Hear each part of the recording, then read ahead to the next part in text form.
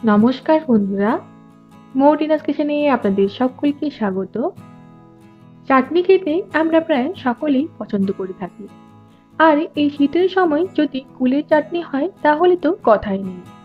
আজকে শেয়ার করব পাকা টোপা কুল দিয়ে তৈরি অসাধারণ স্বাদের একটা চাটনির রেসিপি, যেটা ঝটপট সামান্য কিছু উপকরণ দিয়ে বানিয়ে নিতে পারবেন।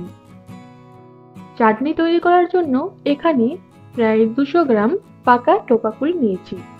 চেষ্টা করবেন একটু টক আর পাকা দেখে কুল ব্যবহার করার। প্রত্যেকটা কুলের বোটাগুলোকে ছাড়িয়ে নেব। কুলগুলোকে আগেই ভালোভাবে পরিষ্কার করে ধুয়ে নিয়ে জল পুরোপুরি ঝরিয়ে নিয়েছিলাম। চাইলে শুধুমাত্র বোটা ছাড়িয়ে কুলগুলো থেকে চাটনি তৈরি করা যেতে পারে, তবে টেস্টটাকে একটু বাড়ানোর জন্য প্রত্যেকটা কুলকে এইভাবে একটু ফাটিয়ে নেব।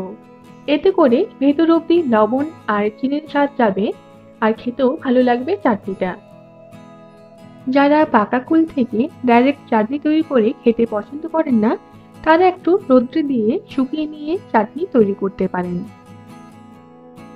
এবার কড়াইয়ের মধ্যে 1 চামচের মতো সরষের তেল দিয়ে তাতে একটা শুকনো লঙ্কা 2 খণ্ড করে দিয়ে দেব। সাথে দেব হাফ চামচের চেয়ে একটু কম কালো সরষে। কয়েক সেকেন্ড নাড়াচাড়া করে নেব মিডিয়াম ফ্লেমে। আগের থেকে রেডি করে রাখা কুলগুলো এর মধ্যে নিয়ে 2 মিনিটের মতো মিডিয়াম ফ্লেমে একটু ভেজে নেব। চাটনির টেস্ট ভালো করার জন্য আর চাটনিটাকে বেশি দিন ধরে ভালো রাখার জন্য একটু ভেজে নিতে হবে এইভাবে।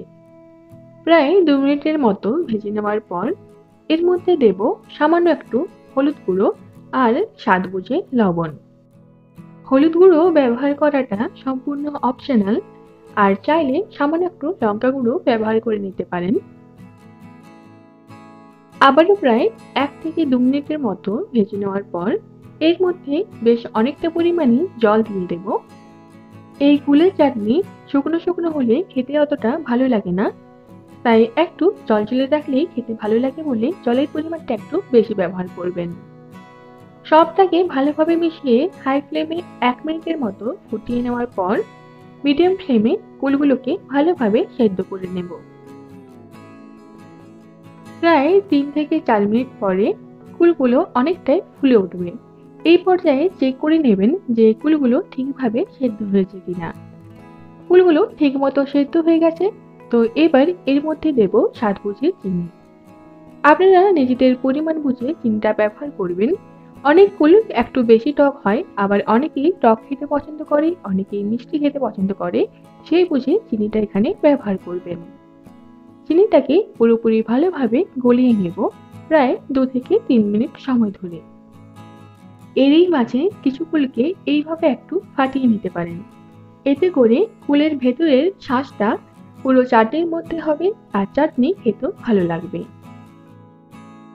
চিনিটাকে পুরোপুরি গলিয়ে নেওয়ার পরে চাটনির মধ্যে বেশ একটা চিটচিটে ভাব এসেছে।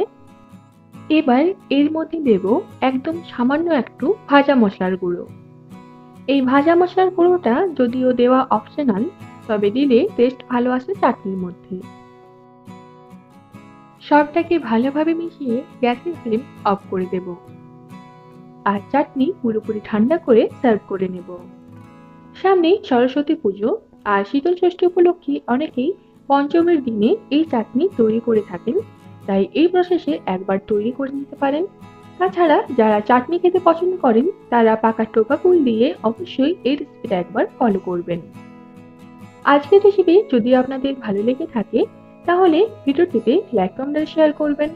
আমাদের চ্যানেলটিকে অবশ্যই সাবস্ক্রাইব করে রাখুন।